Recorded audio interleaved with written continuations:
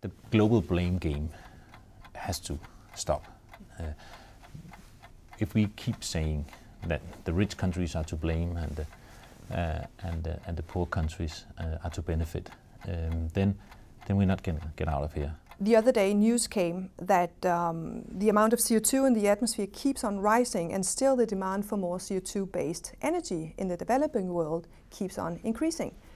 What has gone wrong? Well, it's scary news. The climate is changing, that the content of carbon dioxide in the atmosphere is rising beyond any expectations. It's scary news, and it's a warning sign that something has to be done. But what the mistake we made, I guess, is that we turned this debate into a stumbling stone. It became a debate about restrictions, quotas, and for many developing countries, they saw it as a stumbling stone. They said, this is going to constrain our ability to grow, to become rich, to meet the aspirations of our people for anything from televisions to refrigerators. And therefore, it was not an appealing agenda, and turned people against it, and we ran into a corner. What we need to do is to turn it into a building block, a stepping stone. And that's what's happening in these years. And that leaves me with cautious optimism, because today we see it becoming a stepping stone, a building block for a future economy, because we realize that if we do not create a green economy, an economy that can be growing with fewer resources and with less emissions, then we will not be able to build a strong, sustainable economy. And today, it also comes into action. I've been in a small village in Nepal where they had biogas and solar, and they had improved energy efficient cook stoves, and they had a micro hydro, and that created jobs, opportunities for this small community. It was a building block. They became stronger.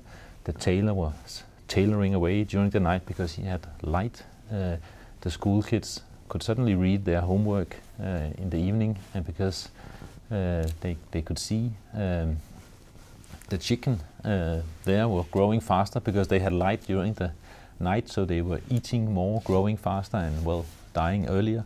But suddenly this became growth opportunities for this small village in Nepal. And this village symbolizes the vision that we should translate into a global vision of how this can be about jobs and growth and a stronger economy, not about obstacles, but a building block for the economy. But how does it become more than just a simple, because when you say Nepal and a small village in Nepal, I think of big countries like Kenya, or big countries now that are increasingly demanding energy on fossil fuels. How do we multiply those optimistic views of yours to the whole developing world? Well, first of all, I think there's no other opportunity, and many countries see it. Suddenly now, renewable energy solutions are becoming competitive. I've been in Vanuatu, again, a small economy, yes, but there, whenever they put up more windmills and more solar cells, they could lower the price on electricity. In Denmark, we have 40% of electricity now supplied by renewable energy sources, and yet we have pre-tax prices on energy that are amongst the lowest in Europe.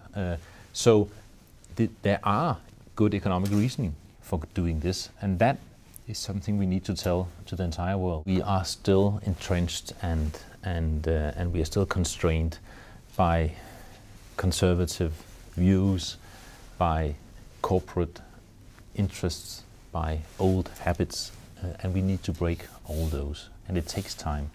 But the inspiration is all there, and whenever I travel, whenever I discuss the vision of creating modern energy and sustainable energy solutions for all, it inspires. And companies come out with their new inventions, and consumers come out and tell how it saved them time, and how mothers can now stand in a room without getting sick from the smoke they inhalate from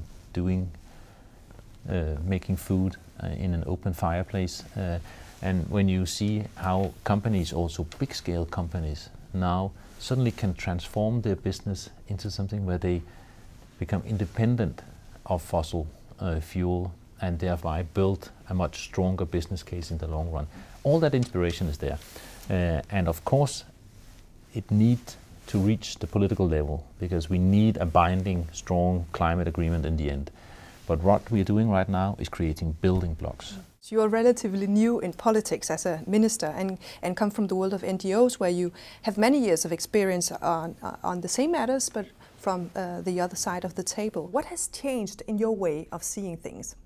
I believe still that the vision I had when I was younger and working in the civil society is hopefully more or less the same vision I have today.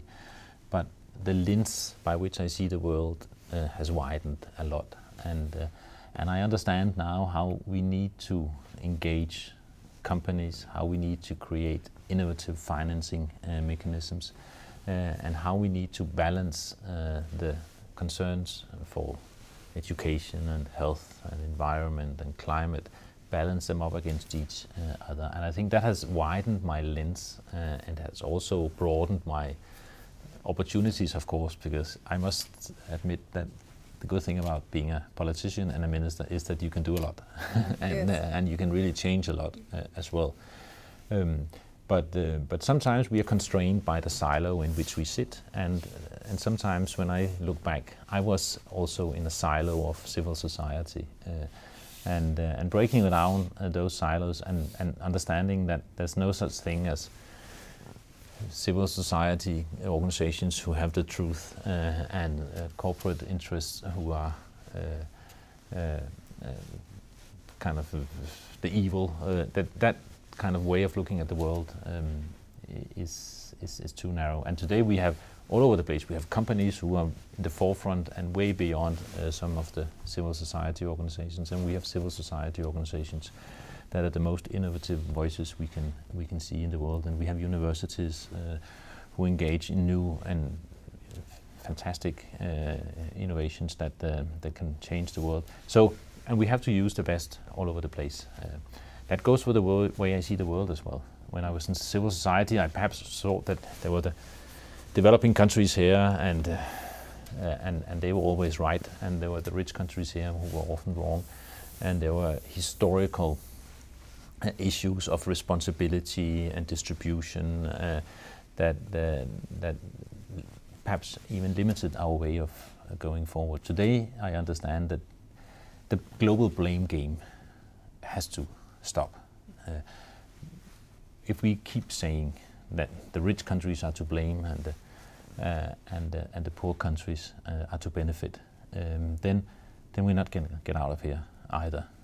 The global blame game must stop, and we must recognize that the world comes as a package, and in this package, well, we have historical mistakes and emissions and production patterns in the rich world that have created havoc to the world's climate. But we also have innovations coming from the rich world, from windmills to vaccines to mobile phones. And, you know, that's a package. No, we did the mistakes, but we also did the innovations.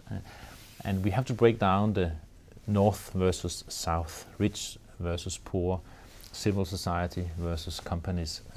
We have to break down and look for all the good people who want to move, get them to join hands, get them to share their experiences, engage together, and that's how we can change the world.